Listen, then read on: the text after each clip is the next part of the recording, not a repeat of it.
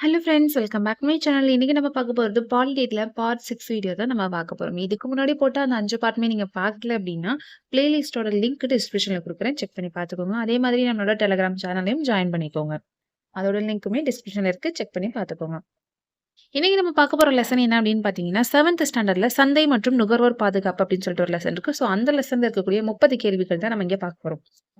இன்றைக்கான முதல் கேள்வி, ஏகபோக போட்டி என்ற சொல் பேராசிரியர் எட்வர்ட் ஹெச் என்பவர் எந்த நாட்டில் ஏகபோக போட்டியின் கோட்பாடு நூலில் குறிப்பிட்டுள்ளார்? ஏகபோக போட்டி என்ற சொல் பேராசிரியர் எட்வர்ட் ஹெச் என்பவர் எந்த ஆண்டில் ஏகபோக போட்டியின் கோட்பாடு என்ற நூலில் குறிப்பிட்டுள்ளார்? 1933. இரண்டாவது கேள்வி, ஏகபோக போட்டி என்ற சொல் டேஷ் என்பதன் கலவையை குறிக்கிறது. ஏகபோக போட்டி என்ற சொல் ஏகபோக மற்றும் சரியான என்ற கலவையை குறிக்கிறது. மூன்றாவது கேள்வி, ஒலிகோபோலி என்ற சொல் 2 கிரேக்க சொற்களிலிருந்து பெறப்பட்டது. ஒலிகோபோலி என்ற சொல் 2 கிரேக்க சொற்களிலிருந்து பெறப்பட்டது. ஒலிகோய் அப்படின்னா சில அப்படின்றது பொருள், பாலி அப்படின்னா கட்டுப்பாடு அப்படின்றது பொருள். நான்காவது கேள்வி, நுகர்வோர் என்பவர் யார்? நுகர்வோர் அப்படின்றது யார் யாரெல்லாம் குறிக்கும் அப்படின்னா, முதலாவதாக பணம் செலுத்தியவர், இரண்டாவதாக வாக்குறுதி பெற்றவர், மூன்றாவதாக ஓரளவு பணம் செலுத்தியவர், நான்காவதாக ஓரளவு வாக்குறுதி பெற்றவர். இந்த 4 பேரையுமே நம்ம நுகர்வோர் அப்படின்னு தான் நம்ம சொல்லுவோம். ஐந்தாவது கேள்வி, ஒரு நபர் எப்போது நுகர்வோராய் இருக்க இயலாது? ஒரு நபர் எப்போது நுகர்வோராய் இருக்க இயலாது?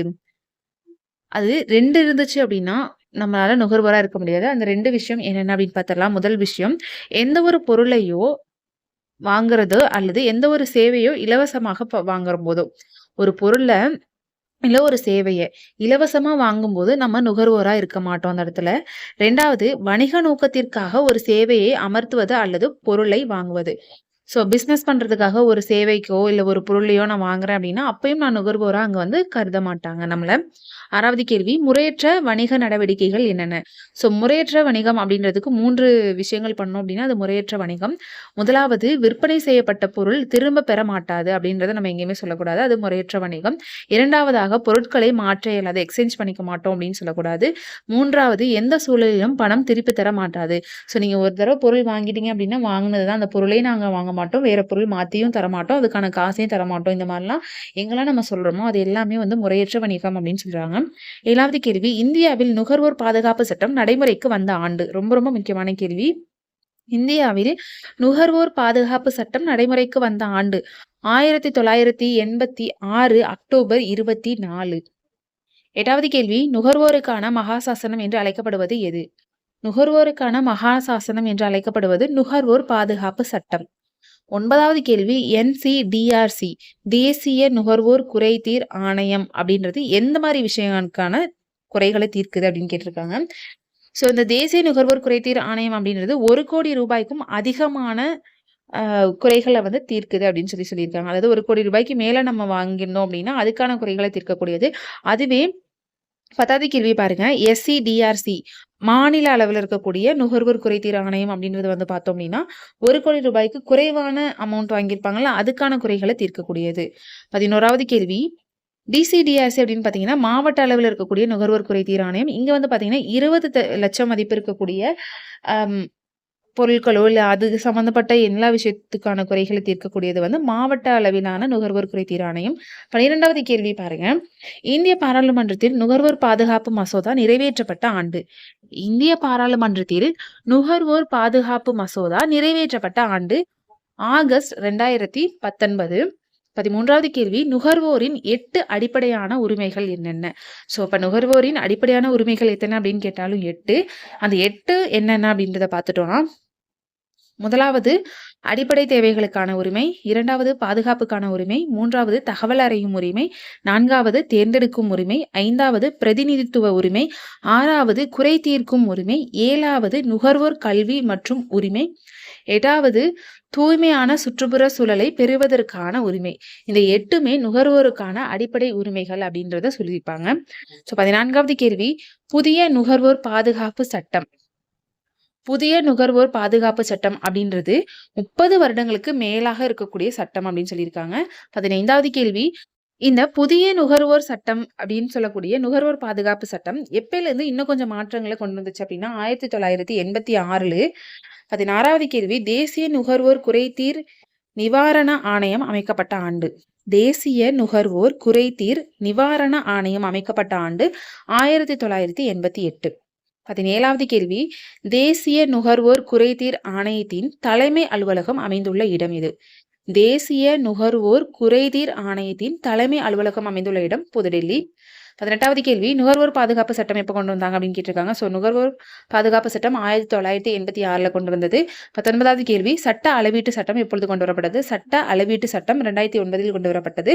20வது கேள்வி இந்திய தர நிர்ணய பணியகம் எப்பொழுது அமைக்கப்பட்டது? இந்திய தர நிர்ணய பணியகம் 1986 அமைக்கப்பட்டது. அப்ப நுகர்வோர் பாதுகாப்பு சட்டமும் 1986 தான். இந்திய தர நிர்ணய பணியகம் அமைத்த ஆண்டும் பார்த்தீங்கன்னா 1986 தான். 21வது கேள்வி அத்தியாவசிய பொருட்கள் சட்டம் எப்பொழுது கொண்டு வரப்பட்டது? அத்தியாவசிய பொருட்கள் சட்டம் 1955 கொண்டு வரப்பட்டது.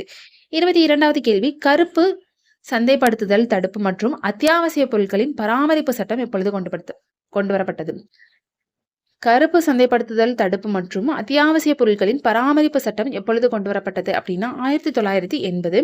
23வது கேள்வி எந்த ஒரு சந்தர்ப்பத்தில் ஒரு நுகர்வோர் குறைபாடுள்ள தயாரிப்புக்காக உற்பத்தியாளருக்கு எதிராக புகார் செய்ய முடியாது? எந்த ஒரு சந்தர்ப்பத்தில் ஒரு நுகர்வோர் குறைபாடுள்ள தயாரிப்புக்காக உற்பத்தியாளருக்கு எதிராக புகார் செய்ய முடியாது? எப்ப அப்படின்னா பொருட்களுக்கு தொகுதி எண் இருக்கும் பொழுது. 24வது கேள்வி தேசிய நுகர்வோர் குறைதீர் நிவாரண ஆணையம் எங்க இருக்கு, யாரால நடத்தப்படுது அப்படின்னு பார்த்தோம்னா, அதாவது தேசிய நுகர்வோர் குறைதீர் நிவாரண ஆணையம் உச்ச நீதிமன்றத்துல ஓய்வு பெற்ற தலைமை நீதிபதியோட தலைமையில தான் செயல்படும். 25வது கேள்வி உற்பத்தியாளரின் முடிவிலிருந்து நுகர்வோர் பல்வேறு சிக்கல்களை எதிர்கொள்கின்றனர் அப்படின்றத குறிக்கக்கூடிய நடைமுறை என்ன? உற்பத்தியாளரின் முடிவில் இருந்து நுகர்வோர் பல்வேறு சிக்கல்களை எதிர்கொள்கின்றனர் அப்படின்றத சொல்லக்கூடிய நடைமுறை என்ன அப்படின்னா நியாயமற்ற வர்த்தக நடைமுறை. 26வது கேள்வி நுகர்வோருக்கு ஒரு பொருட்கள் தயாரிப்பு பற்றிய போதுமான தகவல்கள் வழங்கப்பட வேண்டும். நுகர்வோருக்கு ஒரு பொருட்களோட தயாரிப்பு, நம்ம ஒரு பொருள் வாங்குறோம் அப்படின்னா அந்த பொருளோட தயாரிப்பு பத்தின தகவல்கள் எல்லாமே இருக்கணும். அது எங்க அப்படின்னா அதை பார்த்து தான் நம்ம என்ன பண்ணுவோம்னா அந்த பொருள் வாங்கலாமா வேணாமான்றதை முடிவு பண்ணணும். ஸோ அது தகவல் அவங்க கண்டிப்பாக கொடுத்தே ஆகணும். அந்த பேக்கெட்டோட பேக் சைடோ இல்லை ஏதோ ஒரு இடத்துல மென்ஷன் பண்ணணும் அப்படின்றத கொடுத்துருப்பாங்க. 27வது கேள்வி தேசிய மாநில மற்றும் மாவட்டங்களில் உள்ள நுகர்வோர் நீதிமன்றங்களின் அமைப்பு வணிகர்களின் நியாயமானதை வர்த்தக நடைமுறைகளுக்கு எதிரான நுகர்வோர் குறைகளை ஆராய்வது. ஸோ இப்போ இந்த குறைதீர் ஆணையம் அப்படின்றது பார்த்தீங்கன்னா தேசிய அளவில் இருக்கு, மாநில அளவில் இருக்கு, மாவட்ட அளவில் இருக்கு. இந்த மூணுமே சேர்ந்து தான் நுகர்வோர்களோட குறைகளை தீர்க்குது. ஸோ அதனால இதை 3 அடுக்கு அமைப்பு அப்படின்னு நம்ம சொல்லுவோம். 28வது கேள்வி தரம் குறைவான பிற வெளிப்புற பொருட்களை ஒரு உயர்ந்த தரமான பொருளுடன் கலப்பது எவ்வாறு அழைக்கப்படுகிறது? ஸோ தரம் குறைந்த ஒரு பொருளை தரம் இருக்கக்கூடிய ஒரு பொருளோட கலக்கிறத நம்ம கலப்படம் அப்படின்னு சொல்லுவோம். 29வது கேள்வி நுகர்வோர் பாதுகாப்பு துறையின் மகாசாசனம் என கருதப்படுவது. இது நம்ம முன்னாடியே பார்த்தோம். நுகர்வோர் பாதுகாப்பு துறையோட மகாசாசனம் அப்படின்றது பார்த்தீங்கன்னா நுகர்வோர் பாதுகாப்பு சட்டத்தை தான் நான் சொல்லுவோம். கன்சியூமர் ப்ரொடெக்ஷன் ஆக்ட் அப்படின்றத. ஸோ இதை கோப்ரா அப்படின்றதும் ஷார்ட்டாக சொல்லுவாங்க.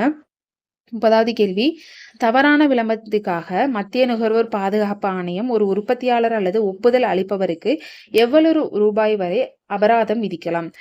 தவறான விளம்பரத்திற்காக மத்திய நுகர்வோர் பாதுகாப்பு ஆணையம் ஒரு உற்பத்தியாளர் அல்லது ஒப்புதல் அளிப்பவருக்கு எவ்வளவு ரூபாய் வரை அபராதம் விதிக்கலாம் அப்படின்னா 10 லட்சம் ரூபாய் வரைக்கும் அபராதம் விதிக்கலாம். ஸோ இந்த வீடியோ உங்களுக்கு யூஸ்ஃபுல்லாக இருந்துச்சுன்னா மறக்காமல் உங்களோட ஃப்ரெண்ட்ஸ்க்கும் ஷேர் பண்ணுங்கள். நீங்களும் சப்ஸ்கிரைப் பண்ணிவிட்டு உங்களோட ஃப்ரெண்ட்ஸும் சப்ஸ்கிரைப் பண்ண சொல்லுங்கள். தேங்க்யூ ஃபார் வாட்சிங்.